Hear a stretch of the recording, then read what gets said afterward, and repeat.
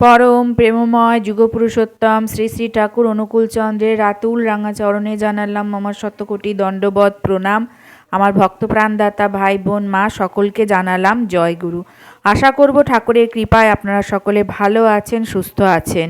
আমরা জীবনে কখনো কখনো বিপদে পড়েছি, সেটা কারোর একটু কম বিপদ, আবার কখনো কখনো ভয়ঙ্কর বিপদে পড়ে থাকি। যদি কখনো এই রকম ভয়ঙ্কর বিপদে পড়েন, কখনো যদি আপনাদের জীবনে ভয়ঙ্কর বিপদ আসে, তাহলে কিন্তু অতি অবশ্যই ইষ্টবৃতি এইভাবে পালন করুন। এই ভয়ঙ্কর বিপদের হাত থেকে রক্ষা পেতে ইষ্টবৃতি করার এই নিয়ম মেনে যদি আপনারা ইষ্টবৃতি পালন করেন, তাহলে এই ভয়ঙ্কর বিপদের হাত থেকে সহজেই কিন্তু রক্ষা পাবেন। তার সাথে যদি গ্রহদোষও থেকে থাকে, তার হাত থেকেও কিন্তু সহজেই মুক্তি পেতে পারবেন। এবং যদি আচমকাই এই বিপদে পড়েন, তাহলে কিন্তু এই গুরুত্বপূর্ণ কাজটি অবশ্যই পালন করবেন। আমরা চলুন পরম দয়াল শ্রী শ্রী ঠাকুরের অমৃত কথা জেনে নিই। পরম দয়াল শ্রী শ্রী ঠাকুর আমাদেরকে এই পবিত্র ইষ্টবৃতি পালন করার কথা বলেছেন। এই ইষ্টবৃতি করার মধ্যে দিয়ে তিনি বলেছেন, যতই আসুক আপদ বিপদ, যেমনই হোক প্রাণ, ইষ্টবৃতি আনেই আনে সবার পরিত্রাণ। ইষ্টবৃতিটা যদি আমরা ঠিকঠাকভাবে পালন করতে পারি, তাহলে এই ইষ্টবৃতি পালন করার মধ্য দিয়ে আমাদের জীবনে যতই আপদ বিপদ আসুক না কেন, সেটা সারা জীবনের জন্য আমাদের জীবন থেকে দূর করতে পারি অতি সহজেই। তাই তিনি বলেছেন, ইষ্টবৃতি আমাদের সকল যমদূতি অকাল দুতিকে দূর করে। তার মানে এই ইষ্টবৃতি পালনের মধ্যে দিয়ে সহজেই আমাদের সকল প্রকারের বড় বড় মহাভৃতি অর্থাৎ দুর্ঘটনা, ফাঁড়া, গ্রহদোষ সব কিছু কিন্তু সহজেই কেটে যায় সারা জীবনের জন্য। তাই ইষ্টবৃতি আমাদের প্রত্যেক দিন নিয়ম মেনে পালন করতেই হবে। এই যে এত আপদ বিপদের কথা বলছি, সেই বিপদ আপদ আমাদের জীবনে যে কখন এসে উপস্থিত হবে, সেটা কিন্তু আমরা কেউ জানি না, বা আমরা কেউই বলতে পারবো না।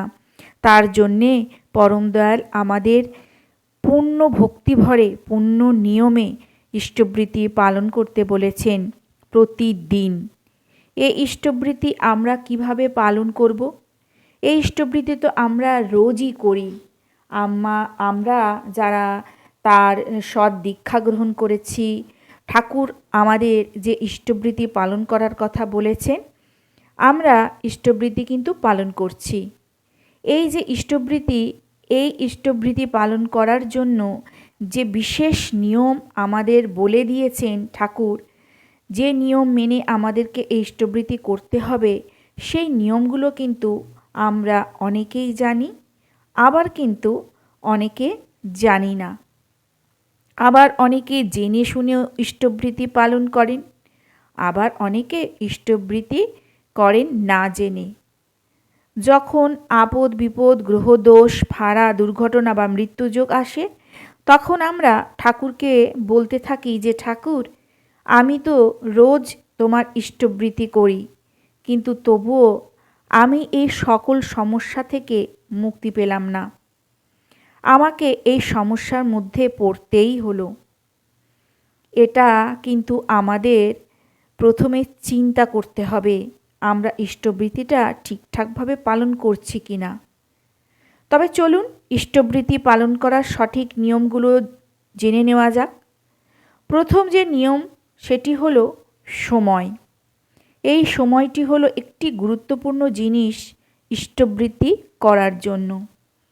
ইষ্টবৃতি সবসময় সঠিক নিয়মে পালন করতে লাগে। পরম দয়াল শ্রী শ্রী ঠাকুর বললেন, প্রতিদিন ব্রহ্মমুহূর্তে ঘুম থেকে উঠে জল গ্রহণ করবার আগে, সব কাজ করবার আগে এই ইষ্টবৃতি পালন করুন। আমাদের কিন্তু এই ইষ্টবৃতি প্রতিদিনই কিন্তু পালন করতে হবে। আবার অনেকের মনে প্রশ্ন জাগতে পারে যে, বাসি কাপড়ে কি ইষ্টবৃতি করা যাবে, বা বাথরুম সেরে ইষ্টবৃতি করা যাবে কি না?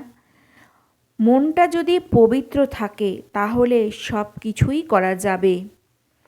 আপনারা বাসি কাপড়ে ইষ্টবৃতি পালন করতে পারবেন।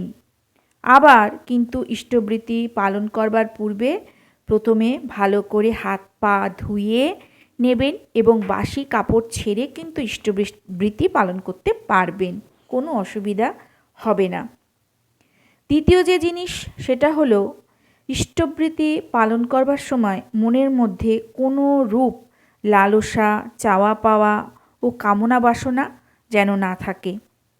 পূর্ণ ভক্তি ভরে, শ্রদ্ধা ভরে ইষ্টবৃতি পালন করতে হবে। আরেকটি জিনিস, ইষ্টবৃতি করার পূর্বে কিন্তু নাম জপটা আগে করতেই হবে। অনেকে আছেন ঘুম থেকে উঠেই তাড়াতাড়ি করে মুখ হাত পা ধুয়ে কোনো রকমে ইষ্টবৃতি পালন করেন। নাম জপ না করে কিন্তু ইষ্টবৃতির পূর্বে নাম জপ কিন্তু করতে হবে। মানে ইষ্টবৃতির পূর্বেই কিন্তু আমাদেরকে নাম জপটা করতে হবে, তারপরে কিন্তু ইষ্টবৃতি। আমরা যখন ইষ্টবৃতি করি ঠাকুরের সামনে বসে চোখ বন্ধ করে আমরা ইষ্টবৃতি করি। এই যে আমরা চোখ বন্ধ করে ইষ্টবৃতি পালন করি তখন আমাদের মনের মধ্যে নানা রকমের চিন্তা এসে হাজির হয়। আর নানা রকমের উল্টোপাল্টা চিন্তা যখন আমাদের মাথায় আসে তখন আমাদের মনটা চঞ্চল হয়ে পড়ে। আর মন চঞ্চল হলে আমরা মন দিয়ে কিন্তু ইষ্টবৃতি পালন করতে পারি না। মনকে শান্ত রাখতে হবে। যখন দেখবেন মনের মধ্যে এইসব চিন্তা আসছে ঠিক তখনই চোখ খুলে ঠাকুরের দর্শন করবেন। দেখবেন আপনার খারাপ চিন্তা দূরে চলে গেছে আর আপনার মনটাও শান্ত হয়ে গেছে। তাই ইষ্টবৃতি আমাদের সঠিক সময়ে পূর্ণ ভক্তিভরে, শ্রদ্ধা ভরে, পূর্ণ বিশ্বাসের সাথে ইষ্টবৃতি পালন করতে হবে। দেখবেন সমস্ত রকমের আপদ বিপদ গ্রহদোষ ভাড়া অতি সহজেই কিন্তু কেটে যাবে। অনেকে আছেন এই ইষ্টবৃতিটাও সঠিক সময় করেন না। অনেকে আছেন ঘুম থেকে ওঠেন বেলা 7টা 8টা 9টা 10টা, কোনো টাইমের ঠিক থাকে না, সেই সময় উঠে তারপর ইষ্টবৃতি করেন। এটা করা ঠিক নয়। অনেকে আছেন ভোরবেলায় বাথরুমে যান, তখনই হাত পা ভালো করে ধুয়ে ইষ্টবৃতি পালন করুন। সেটা বাসি কাপড়েও হতে পারে, আবার বাসি বিছানার মধ্যে বসেও কিন্তু হতে পারে, তাতে কিন্তু কোনো অসুবিধা নেই। শুধু মনের মধ্যে ভক্তি আর বিশ্বাসটা রাখতে হবে। কিন্তু অত বেলা ইষ্টবৃতি করলে ইষ্টবৃতির যে পূর্ণ ফল লাভ করতে পারবেন না। বিশ্বাসের সাথে ইষ্টবৃতি করতে হবে। অনেকে আছেন করতে হয় বলে করেন ইষ্টবৃতি, কিন্তু পূর্ণ ভক্তি ভরে, শ্রদ্ধা ভরে, বিশ্বাসের সাথে ইষ্টবৃতি পালন করতেই হবে। অন্যের হয়ে কখনোই ইষ্টবৃতি করবেন না। সে যতই আপনার প্রিয়জন হোক না কেন, কখনোই অন্যের ইষ্টবৃতি করে দেবেন না। যদি কেউ অপারগ হন, একদম অথর্ব হন, সে বিছানা থেকে উঠতেই পারেন না, কোনো কাজকর্ম করতে পারেন না, শয্যাশায়ী, তার হয়ে ইষ্টবৃতি করতে পারেন, নচেত নয়। ইষ্টবৃতি পালনের সময় আপনারা পরম দয়াল শ্রী শ্রী ঠাকুরের চরণে একটি প্রার্থনা জানাবেন। হে দয়াল, যাতে আমার মঙ্গল হবে সেটাই আমার সাথে ঘটে যেন।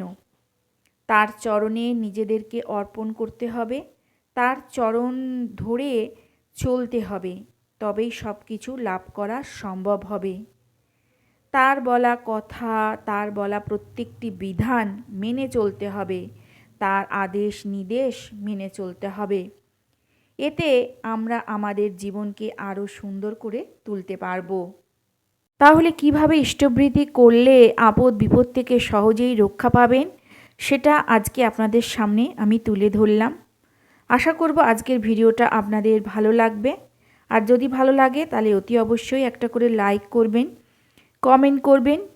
আর যারা এখনও পর্যন্ত আমার ভিডিও চ্যানেল সাবস্ক্রাইব করেননি, আমার পরিবারের সদস্য হয়ে ওঠেননি, তারা আমার চ্যানেলটাকে সাবস্ক্রাইব করে আমার পরিবারের সদস্য হয়ে যাবেন। আর আমার এই ভিডিওটা বেশি বেশি করে শেয়ার করবেন, যাতে আরও 5 জন এই ভিডিওর মাধ্যমে উপকৃত হন। কালকে আসছি আবার আরেকটি নতুন ভিডিও নিয়ে। আর আপনারা সকলে ভালো থাকুন, সুস্থ থাকুন, সাবধানে থাকুন, অবশ্যই আনন্দে থাকুন। ঠাকুরের কাছে সদা সর্বদাই এই প্রার্থনা করি, ঠাকুরের আশীর্বাদের হাত সদা সর্বদাই আপনাদের মাথার উপর থাকুক, আপনারা খুশিতে থাকুন। কালকে আসছি। জয় গুরু।